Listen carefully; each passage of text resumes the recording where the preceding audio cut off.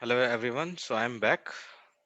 So we have 8 people now. So before I will move to the video session, I will ask some questions to all. देख तो लूं सबको समझ में आ रहा है कि नहीं आ रहा. तो कोई भी मुझे बता सकता है अनकंडीशनल स्टिमुलस क्या होता है? They can explain in Hindi as well.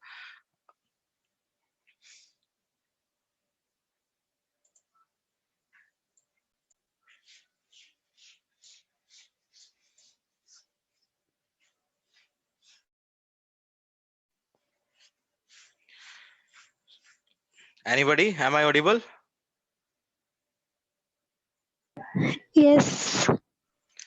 Great. So कोई भी मुझे बता दो अनकंडीशनल स्टिमुलस क्या होता है? पता चले मैं पढ़ाए जा रहा हूँ सबके ऊपर से जा रहा है. Anyone?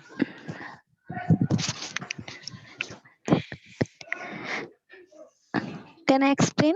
Yes.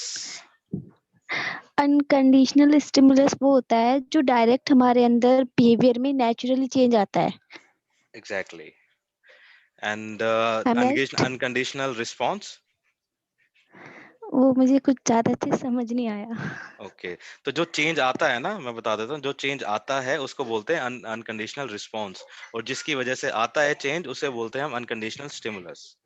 That is the only. Okay. Unconditional मतलब वर्ड से ही एक्सप्लेन हो रहा है ना. अनकंडीशनल, अनकंडीशनड मतलब यहाँ पे कोई कंडीशन नहीं है, कंडीशन है ही नहीं यहाँ पे, वो नेचुरल है पूरा, प्योर नेचुरल. जो हमारे बिहेवियर में चेंज आ जाएगा नेचुरली उसको हम बोल देंगे अनकंडीशनल स्टिमुलस, जिसकी वजह से आएगा तो वो हो जाएगा स्टिमुलस, और जो चेंज आएगा उसको हम बोल देंगे अनकंडीशनल रिस्पॉन्स. ऐसे ही सेम कंडीशनल स्टिमुलस हो जाएगा जो कंडीशन जहाँ पे हम अप्लाई कर देंगे. ठीक है, जो एक्चुअल में हमें बिहेवियर में चेंज नहीं आ रहा जिसकी वजह से, लेकिन हमने वहां पे कंडीशन अप्लाई कर दी, कुछ ना कुछ एनवायरनमेंट में चेंज कर दिया, या उसको रिपीट दोबारा दोबारा कंडीशनल स्टिमुलस हम किसी को दिखा रहे हैं या बता रहे हैं या शो कर रहे हैं अनकंडीशनल स्टिमुलस के साथ, तो उसको बाद में हमें रिस्पॉन्स मिलेगा, पहले हमें कुछ भी रिस्पॉन्स नहीं मिलता, उसको हम बोल देते हैं conditional stimulus. So that is the difference between all of them. So now I will show you one video. I hope after watching that video it will be more clear to all.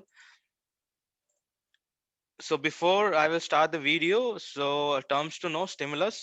Stimulus is something that excites, uh, exists in the surrounding or that is presented. जो भी चीज surrounding में present होती हैं जिनकी वजह से हमारे बिहेवियर में चेंज आता है, that is called stimulus.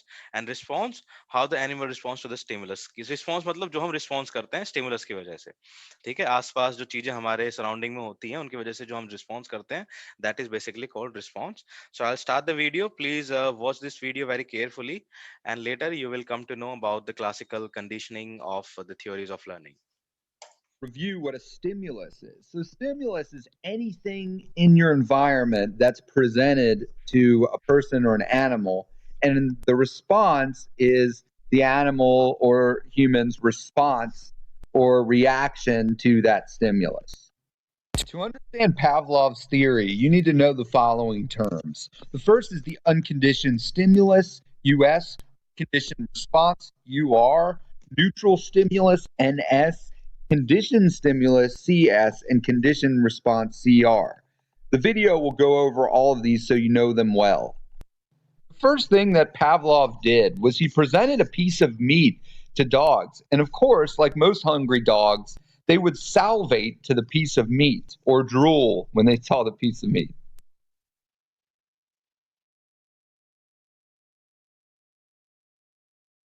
The unconditioned stimulus in the previous case is the meat, because the meat produces a natural reaction from the dog by the dog salivating. So anything that something in your environment produces a reaction that's not a learned reaction, that's called an unconditioned stimulus. Remember that an unconditioned stimuli is something that you don't have to learn. So you don't have to learn to feel pain after you get pricked with a pin. You don't have to learn to get sick after being exposed to bacteria or a virus. Food, bacteria, viruses getting pricked are all examples of unconditioned stimuli. So here it says the unconditional stimuli वो होते हैं जहाँ पे हमें automatically reaction मिलता है. यहाँ पे एग्जांपल दिए हैं: food can make you hungry, right?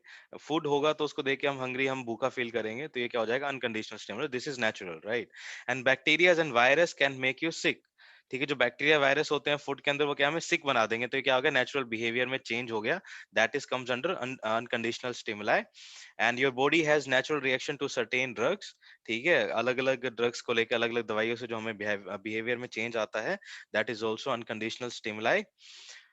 And here it says an attractive person can naturally make you feel excited. इस naturally लिखा हुआ है, इसमें गलत लिखा हुआ है, naturally है। An attractive person can naturally make you feel excited. जो attractive person होगा वो क्या करेगा?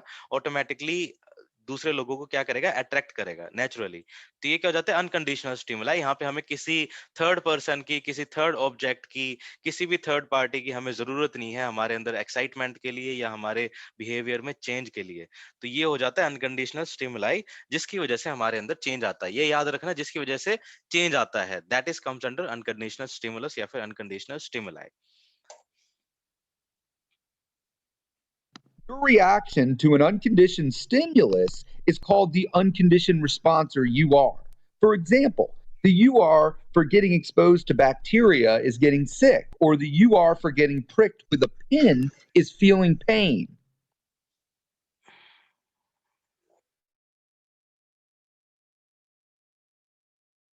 So here with the same example, unconditional stimulus क्या हो जाएगा? Getting exposed to a bacteria or virus, कि मतलब वायरस और जो बैक्टीरिया हो जाएंगे वो हमारे हो जाएंगे unconditional stimulus। और जो हम बीमार हो जाएंगे कि गेटिंग सिक, ये क्या हो गया? रिस्पॉन्स हो गया, हमारे बिहेवियर में चेंज हो गया, तो ये आ जाएगा अनकंडीशनड रिस्पॉन्स में। And later with the second example it says getting pricked with a pin। ठीक है, पिन अगर हमें लगती है, जैसे बॉडी में कोई पिन चुभा देगा हमें, तो क्या होगा? हमें पेन होगा, राइट? तो जो पेन होगा वो आ जाएगा रिस्पॉन्स, अनकंडीशनल रिस्पॉन्स, और जो पिन होगी वो हो जाएगी unconditioned stimulus, right? And third one is seeing an attractive person. जो अट्रैक्टिव पर्सन होगा वो आ जाएगा अनकंडीशनड स्टिमुलस, और जो हम एक्साइटेड होते हैं उस पर्सन को देख के, ये हमारे बिहेवियर में चेंज हुआ, रिस्पॉन्स आया, इसको हमने बोल दिया unconditioned response, getting excited. Pavlov rang a bell in front of the dogs in his study. The dogs did not have a response to the ringing bell. The bell at this point is a neutral stimulus, or NS. तो अब ये कह रहा है कि जो पेवलोव था जिसका एक्सपेरिमेंट हमने पढ़ा, तो उसने क्या किया? एक डॉग के सामने एक बेल को रखा और वहां पे तो उसने क्या ऑब्जर्व किया कि जो डॉग था उसके बिहेवियर में कोई भी चेंज नहीं आया। ठीक है, तो चेंज नहीं आया तो इसका मतलब क्या है? ये जो स्टिमुलस है, जो बेल है यहाँ पे, ये किसकी तरह काम करेगा? एक न्यूट्रल स्टिमुलस की तरह काम करेगा। न्यूट्रल मतलब कि वहां पे कोई भी रिएक्शन वहां पे नहीं हो रही है। So Pavlov rang a bell and the dog did not have any response to the bell, तो ये आ जाएगा neutral stimulus. A neutral stimulus, or NS, does not produce a response. If I see a tree outside and don't pay much attention to it, this would be a neutral stimulus, or NS. If I see a chair at a cafe and don't react much to it, that would also classify as a neutral stimulus. Pavlov presented the meat to the dog and rang the bell at the same time, so the dog would associate the sound of the bell with the meat. तो अब ये क्या कह रहा है? अब आ जाता है कंडीशन स्टिमुलस। तो जो पेवलोव था उसने क्या किया था कि बेल के साथ उसने यहाँ पे खाना भी रख दिया डॉग के सामने। तो डॉग जो क्या करेगा, वो क्या नई चीज सीखेगा? क्योंकि हम लर्निंग सीख रहे हैं, तो वो क्या सीखेगा कि जो बेल है ना यहाँ पे, ये जो बेल है ये किसके खाने के साथ ही एसोसिएटेड है। अगर मुझे बेल यहाँ पे अगर होगी तो दैट मीन्स खाना भी होगा। अगर मैं इसको बार बार रिपीट करूंगा तो उसके दिमाग में एक बात बैठ जाएगी कि अगर बेल अगर मुझे सुनाई देगी तो वहां पे खाना भी होगा। तो ये चीज उसे समझ में आ जाएगी डॉग को, तो यही आ जाएगी कंडीशन स्टिमुलस। तो यहाँ पे जो बेल होगी ये आ जाएगी condition stimulus. And eventually salivate to the sound of the bell. Acquisition is the part when the unconditioned stimulus and the conditioned stimulus are presented together to produce the conditioned response. Acquisition is basically when the conditioned response is learned. Eventually, Pavlov took the meat away and just rang the bell by itself. The dog would salivate to only the sound of the bell. At this point, the bell is no longer the neutral stimulus because it produces. तो अब ये यहाँ पे बता रहा है कि जब पेवलोव ने बेल के साथ में खाना उसको सर्व किया डॉग को, बहुत बार उसने ये रिपीट किया, उसके बाद उसने चेक किया कि भाई मैं ना सिर्फ खाने को तो हटा देता हूँ, सिर्फ बेल को उसके सामने रखता हूँ। तो डॉग ने क्या किया, सिर्फ बेल की ही आवाज से उसने सैलिवेशन जो प्रोसेस होता है, जो उसके मुंह से जो लार जो निकलती है, वो तब निकल रही थी क्योंकि डॉग को ये लगा कि the dog learn to salivate to the sound of the bell, because उसको ये लगा कि बेल के साथ मुझे अब खाना भी मिलेगा, क्योंकि हमने बार बार रिपीट किया था। और बेल यहाँ पे पहले क्या थी, न्यूट्रल थी, लेकिन अब क्या हो गई, कंडीशन स्टिमुलस हो गई। पहले जब डॉग को ये नहीं पता था कि बेल के साथ मुझे खाना भी मिलेगा, तो बेल को उसने कोई रिस्पॉन्ड नहीं किया था, तो वो क्या था, न्यूट्रल स्टिमुलस था। लेकिन यहाँ पे वो बेल के साथ रिस्पॉन्ड कर रहा है, सेलिवेशन प्रोसेस शो कर रहा है, that means now the bell is condition stimulus. Produces a reaction from the dog, it is the conditioned stimulus or CS. At this point, Pavlov has taught his dogs to salivate to the sound of a bell. The dog's salivation response to the bell or the conditioned stimulus is the conditioned response or CR. So any response to a conditioned stimulus सो यहाँ पे जो condition stimulus की वजह से जो response आया, जो bell को देख के, जब उसने सीख लिया कि बेल के साथ मुझे खाना भी मिलेगा, तो बेल जो कंडीशन स्टिमुलस हो गई, उसके बाद जो रिस्पॉन्स आ रहा है उसकी वजह से उसको हम बोल देंगे condition response. is a conditioned response or CR. It makes sense that if you ring the bell and don't show the dog the meat, that the dog is going to stop associating the bell with the meat. And that's what extinction is. So तो ये थोड़ा इन्होंने यहाँ पे detail में बताया हुआ है। एक्सटेंशन ये हो जाता है कि कंडीशन स्टिमुलस को मैं दोबारा से न्यूट्रल स्टिमुलस में भी कन्वर्ट कर सकता हूँ। सपोज कि पहले मैंने डॉग को एक सिर्फ बेल दिखाई, उसके बाद उसके साथ खाना उसको दिया बहुत टाइम तक, तो डॉग जो था सेलिवेशन उसने दिखाया बेल को ही देख के, सिर्फ बेल को देख के भी वो क्या करता था, एक्साइटेड हो जाता था, उसके बिहेवियर में चेंज आ जाता था, उसको लगता था कि मुझे खाना भी मिलेगा।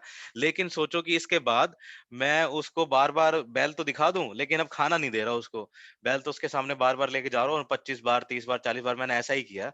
तो फिर से दोबारा वो क्या करेगा? फिर से दोबारा वो उसको ये हो जाएगा कि यार ये बैल दिखा रहे, खाना तो दे ही नहीं रहे। तो दोबारा से वो एक्साइटमेंट उसकी खत्म हो जाएगी। बैल अगर उसको हम दोबारा दिखाएँगे, तो वो क्या रिस्पॉन्स करना बंद कर जाएगा। तो ये जो रिवर्स प्रोसेस होता है, इसको हम बोलते हैं extinction. extinction is when the conditioned response stops because the conditioned stimulus hasn't been presented with the unconditioned stimulus for a while. Let's say that you ring the bell enough times without the meat that the dog forgets to salivate to the bell 30 times in a row. But let's say the 31st time the dog salivates to the bell. This is what's called spontaneous recovery. Spontaneous recovery is when the conditioned stimulus produces the conditioned response after the conditioned response has stopped.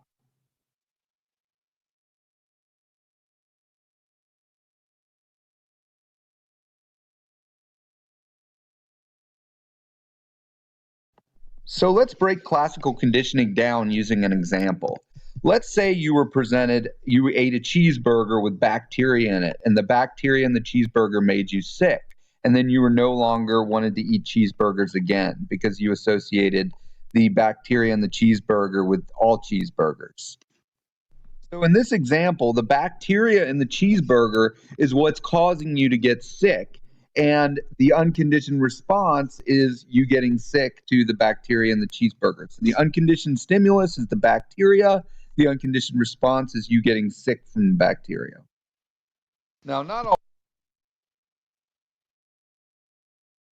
तो अब यहाँ पे देखो इन्होंने बहुत अच्छा example बताया है कि there is a person who used to eat a cheeseburger, but जब जैसे ही वो उस चीज बर्गर से बीमार हो गया एक दिन, ठीक है, तो क्या हुआ, उससे डर गया कि यार चीज बर्गर से तो मैं बीमार हो जाता हूँ, ठीक है।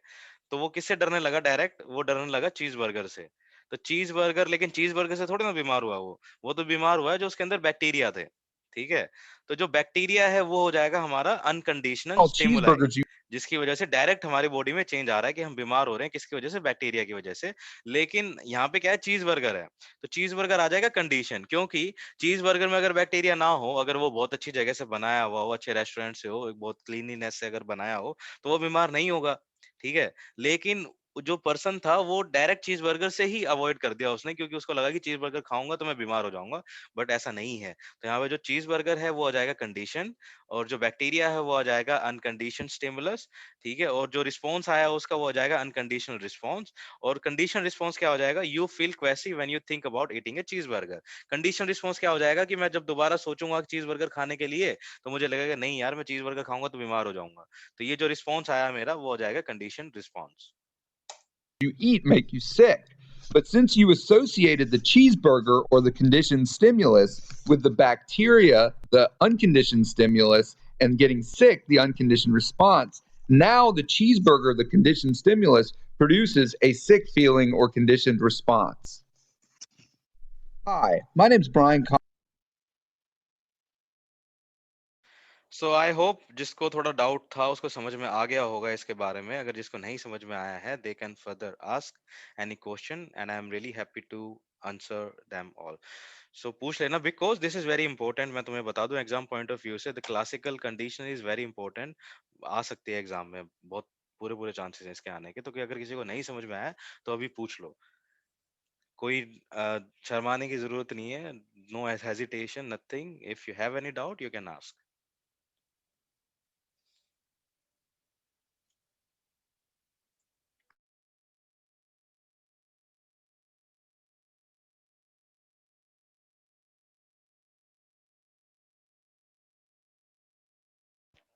Okay, I hope everyone understood the concept. So यहाँ पे ये सब चीजें एक्सटेंशन मैंने बताया क्या होता है, ठीक है। एक्सटेंशन में क्या होता है कि जो कंडीशन हो जाती है वो हमेशा ही कंडीशन रहती है, कि जो बेल थी वो कंडीशन थी क्योंकि वहां पे जो सेलिवेशन प्रोसेस नहीं बन डॉग जो शो नहीं कर रहा था, लेकिन जब हमने खाना दिखाया तो सेलिवेशन प्रोसेस किया, लेकिन वो बाद में दोबारा से वैसा ही हो सकता है कि मैं बेल रखूं और उसको खाना ना दूं, 40-50 बार वो ऐसा ही करता रहे, तो दोबारा से वो बेल को रिस्पॉन्स करना बंद कर जाएगा। तो यही हो जाता है एक्सटेंशन।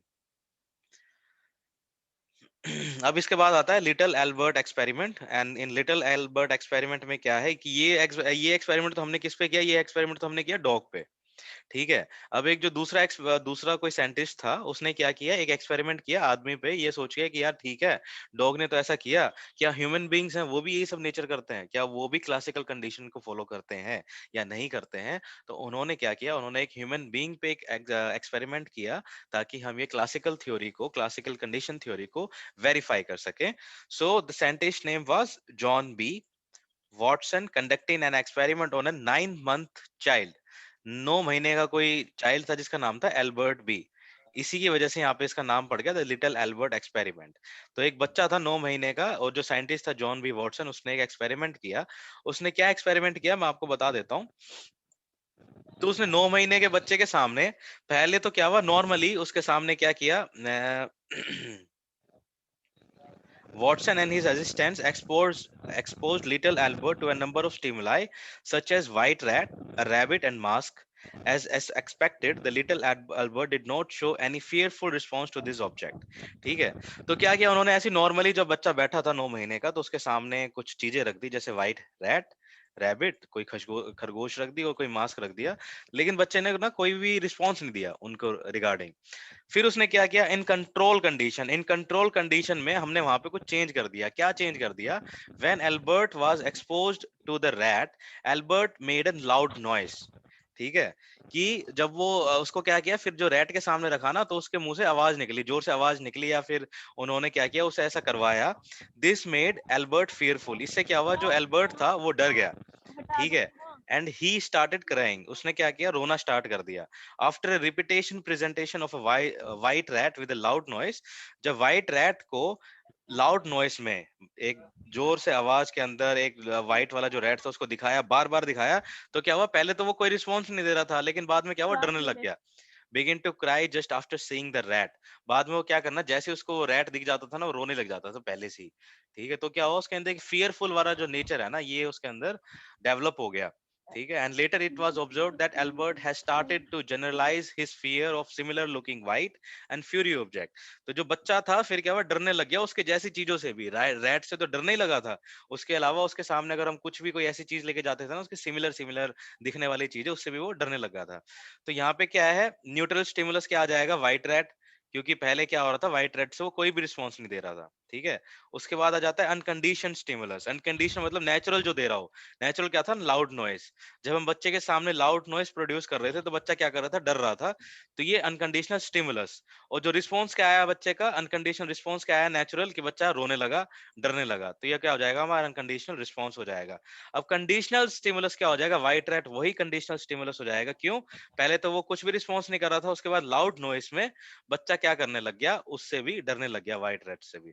तो कंडीशनल रिस्पॉन्स अगेन क्या हो जाएगा, क्या उसका रिएक्शन आया, वो रोने लगा और डरने लगा, इमोशनल रिस्पॉन्स उसका कंडीशनल रिस्पॉन्स में आया। तो ये सब चीजें आप याद रखना एग्जाम में। तो क्या आपको याद रहेगा, बस साइंटिस्ट का अगर नाम याद रखना चाहो तो रख सकते हो, otherwise you can explain this theories with your own examples, but make sure that you are representing the neutral, unconditional stimulus response and conditional stimulus response with a very accurate manner so that your answer will be correct.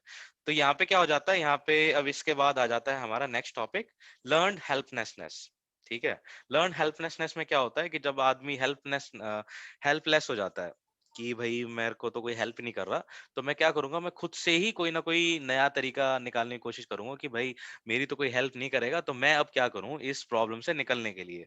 तो वहां पे जो मैं चीज सीखता हूँ, जब मेरे को कोई हेल्प नहीं करता, वहां पे जो मैं खुद से जो मैं इवेलुएट करता हूँ, खुद से जो एक नया तरीका निकालता हूँ, उसको हम बोलते हैं लर्न हेल्पलेसनेस। ये भी एक तरीका है, किसका तरीका है, थ्योरी ऑफ लर्निंग। ठीक है, कि लर्न करने का एक तरीका है। तो यहाँ पे इन्होंने एक एग्जाम्पल दिया हुआ है कि पहले इस डॉग को क्या किया था, यहाँ पे पूरा बंद था ये सपोज, ठीक है, ये कहीं जा नहीं सकता था, और यहाँ पे क्या है, ये जो नीचे जो मेटल रोड्स है इसमें क्या था, करंट था यहाँ पे, ठीक है।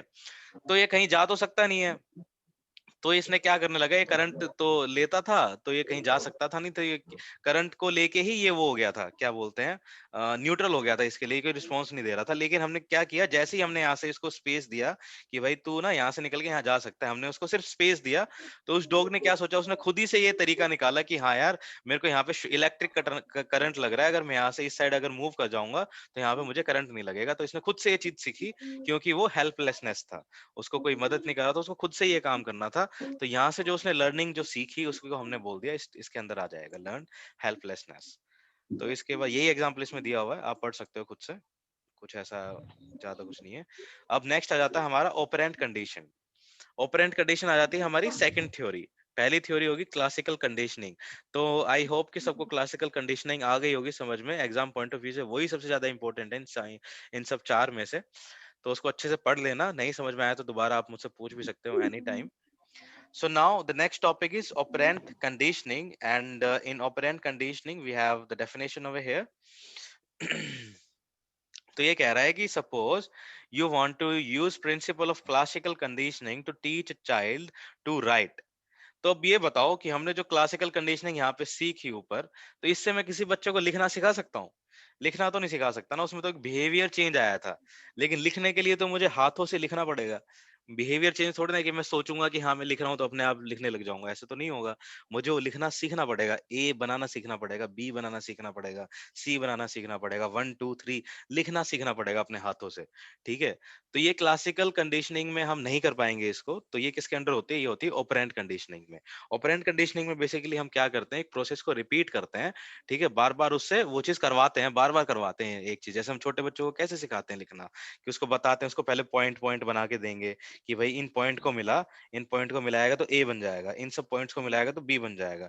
तो ऐसे करके हम उसको क्या है सिखाते हैं। तो ये जो सिखाना होता है ना, लिखना जो सिखाना होता है, that comes under operant conditioning. And I will give you the example of this as well.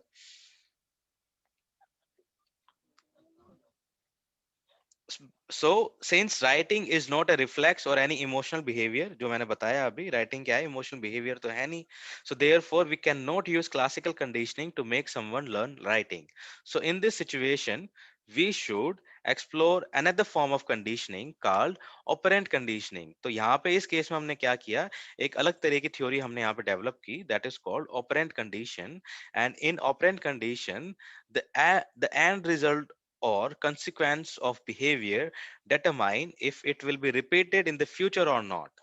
Okay, so operant condition can be defined as a principle of learning in which behavior is maintained or changed through its positive or negative consequences.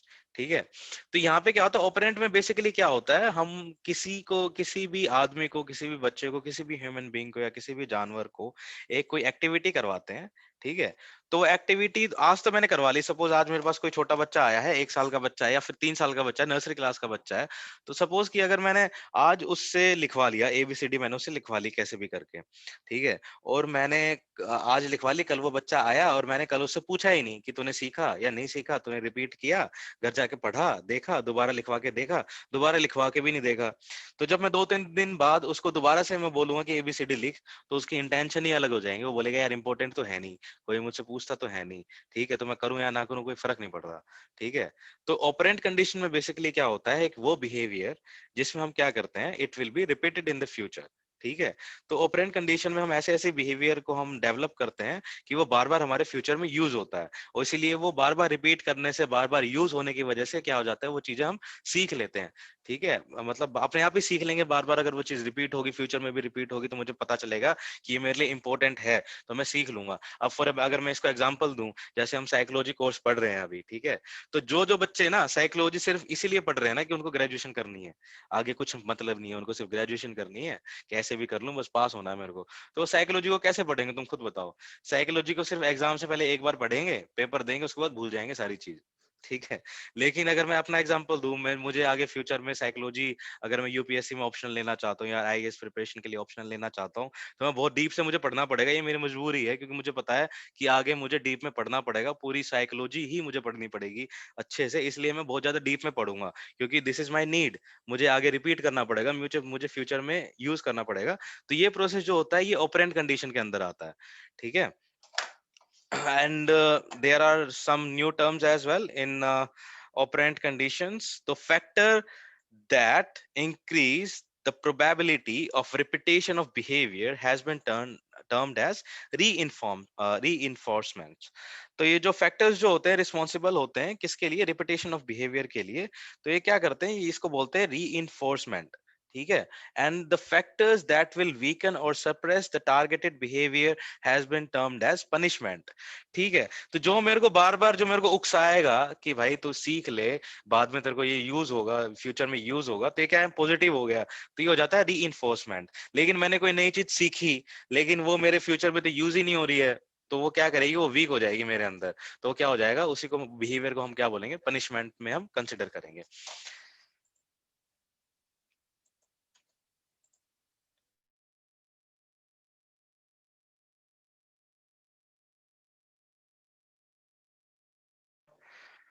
B.F. Skinner was the main proponent of operant conditioning. तो ये BF Skinner एक scientist है, उसने क्या किया था, एक operant conditioning पे क्या किया था, एक्सपेरिमेंट किया था। He studied the learning mechanism involved in voluntary behavior, since voluntary behavior occurred when an organism operates on the environment. जब कोई भी एक वॉलंटरी बिहेवियर क्या होता है कि हम एनवायरनमेंट में हम कैसे ऑपरेट करते हैं, इसी को इसने एक क्या कहते हैं, एक्सपेरिमेंट किया था। BF स्किनर एक साइंटिस्ट था या साइकोलॉजिस्ट था, जिसने एक्सपेरिमेंट किया था और ऑपरेंट बिहेवियर को ही उसने एक्सप्लेन किया था। तो इसकी मेरे पास एक वीडियो है, मैं आपको दिखा देता हूँ, let's see. Conditioning started with B.F. Skinner.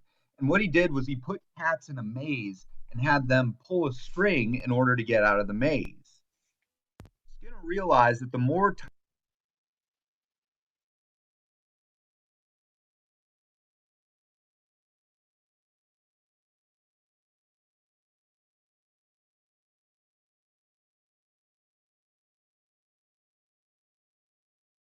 times the cat was placed in the maze, the quicker the cat would find its way out.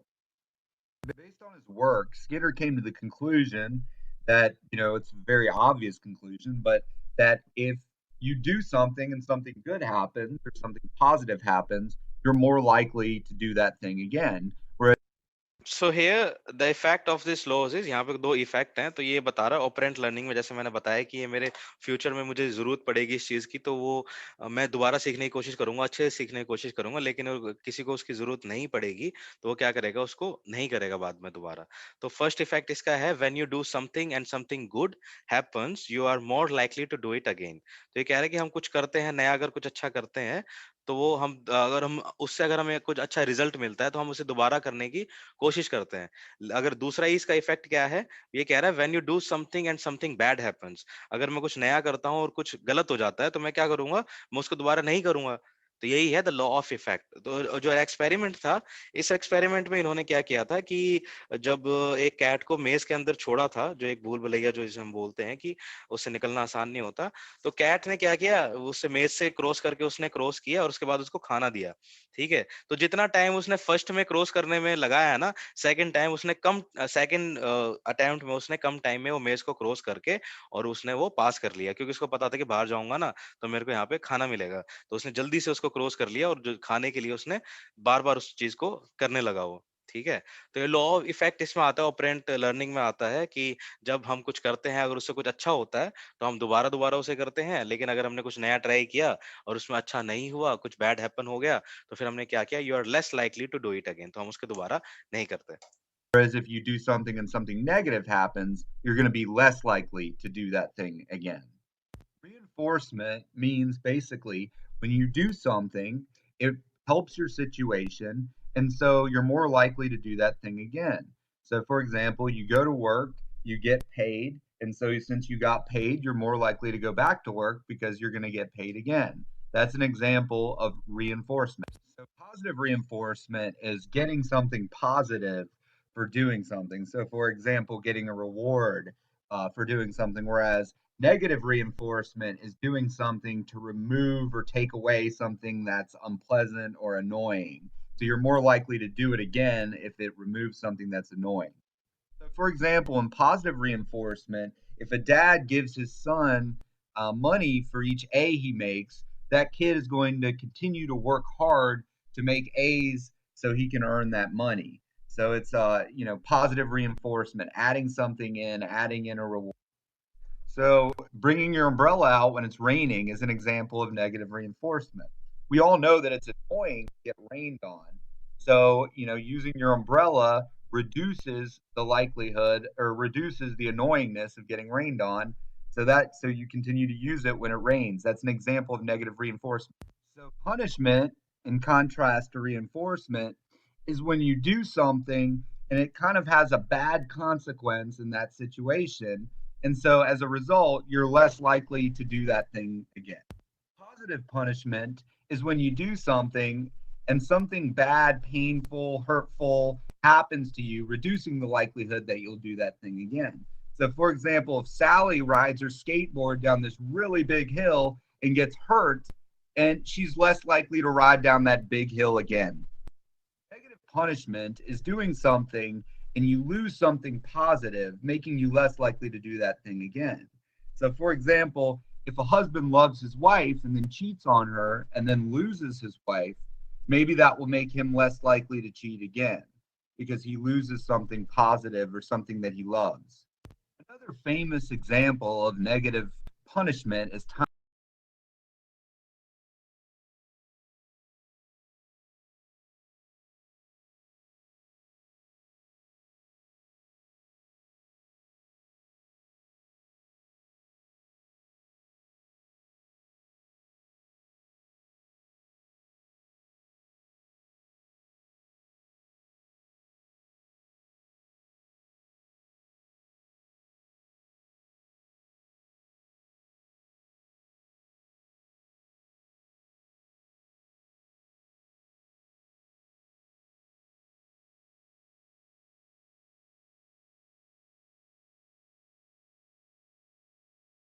So as I told you that we have some new topics over here, which is reinforcement and the punishment. Reinforcement was the factors.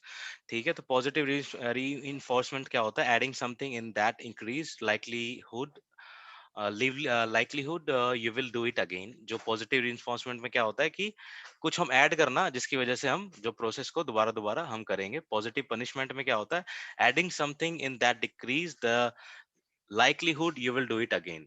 ठीक है, तो मुझे लग रहा है कि तुम्हें समझ में आया होगा, अगर नहीं आया तो मैं तुम्हें एक्सप्लेन कर देता हूँ दोबारा से।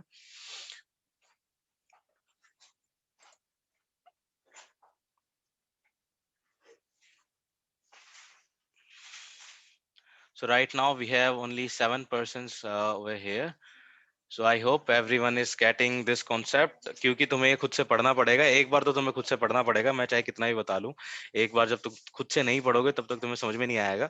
ठीक है, समझ में आ भी गया होगा। ठीक है, बेसिक इसका यही, ऑपरेंट में क्या करते हैं, हम रिपीट करते हैं। जो हमें अच्छा लगता है वो हम दोबारा दोबारा करते हैं, जो हमें अच्छा नहीं लगता उसको हम स्किप कर देते हैं। ठीक है, और अच्छा, हमें क्यों अच्छा लग रहा है, कोई चीज क्यों अच्छी लग रही है, क्यों पॉजिटिव लग रही है और क्यों नेगेटिव लग रही है। ठीक है, सपोज मैं किसी कंपनी में जॉब करता हूँ, तो मैं वहां पे जॉब में क्यों टिका हुआ हूँ, क्योंकि मुझे पता है कि 31st को मुझे सैलरी मिलती है। ठीक है, 31st को मुझे सैलरी मिलती है, इसलिए मुझे दोबारा ऑफिस जाने का मन करेगा, कि मुझे ये पता है कि दोबारा ऑफिस जाऊंगा तो मुझे 31st को दोबारा सैलरी मिलेगी।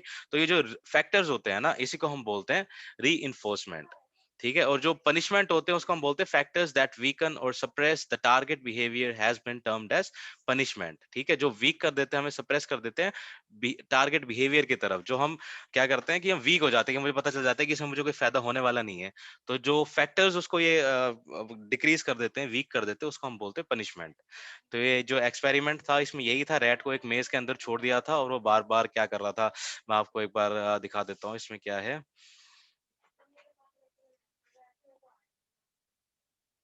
Okay, so it says in his experiment, Skinner kept a hungry rat inside a closed chamber. तो उसने क्या किया, हंग्री रैट को, एक जो भूखा चूहा था उसको क्या कर दिया, क्लोज चैम्बर में डाल दिया। The chamber has a lever which was connected to a food counter kept outside। ठीक है, तो वहां पे क्या किया, फूड से कनेक्ट किया था, जिसको बाहर रखा गया था। During exploratory behaviour initially rat pressed at the level accidentally. पहले क्या किया, रैट ने क्या किया, उस जो जगह पे जहाँ पे फूड रखा हुआ था ना, जहाँ पे उसको आउटसाइड में फूड रखा हुआ था, वो एक्सीडेंटली वहां पे पहुंच गया था। उसे पता नहीं था पहले, लेकिन जब जैसे ही वो वहां पे पहुंचा तो उसको पता चल गया कि हाँ यहाँ पे तो यार ये खाना है। तो क्या किया, वो बार बार वहीं पे जा रहा था फिर। ठीक है, so leading to dropping of a food pallet after a number of such accidental trials, जो बार बार उसको गलती से जो उसको खाना मिल रहा था, rat learned, उस जो रैट ने सीख लिया, the behaviour of pressing the lever of the food pellet, जो पैर से दबा के जो खाना उसके सामने आ रहा था, तो उसने उसको सीख लिया बार बार उसको ट्रायल करने के बाद। सो कंडीशनिंग वाज कंप्लीट, कंडीशनिंग यहाँ पे कंप्लीट होगी when the rat presses the lever immediately after its food was placed in the chamber. Here, lever pressing is an operant behavior, getting food is the consequence. Since this experiment, the behavior of pressing the lever was a medium of instrument or obtaining food. This type of learning, तो इसी type of learning को क्या बोलते हैं, instrument learning, जहाँ पे हमने क्या किया था, since this experiment, the behavior of pressing the lever was a medium or instrument of obtaining food. तो यहाँ पे इंस्ट्रूमेंट का यूज हुआ ना, उसको इंस्ट्रूमेंट की यूज से उसको सिखाया। जो इंस्ट्रूमेंट था ये क्या किया, कंडीशनिंग की तरह बिहेव कर रहा था, इसलिए हमने इसको बोल दिया इंस्ट्रूमेंटल लर्निंग। तो यहाँ पे इनका सिर्फ टेबल दिया हुआ है, इस टेबल को आप याद कर लेना या देख लेना, पढ़ लेना, इसमें यही है जो बताया गया, positive reinforcement, negative positive, negative punishment. ठीक है, रीइंफोर्समेंट हमारा हो ही गया है। इसके बाद आता है हमारा the principle of shaping and चेनिंग। So the principle of shaping is chaining, basically used by the circus, where they used to teach the animals to perform in the circus. ठीक है, so have you seen a circus, इसमें बोल रहा है, or have you watched an animal performing some tricks or stunts in the movie? How can they perform such complicated behavior? The answer to this question lies in two principle of operant conditioning। ये भी operant conditioning के अंदर ही आता है, called shaping and chaining। तो shaping and chaining में basically क्या होता है कि हम जैसे हम किसी डॉग को सिखाते हैं या किसी भी जानवर को सिखाते हैं, तो डायरेक्ट हम उसको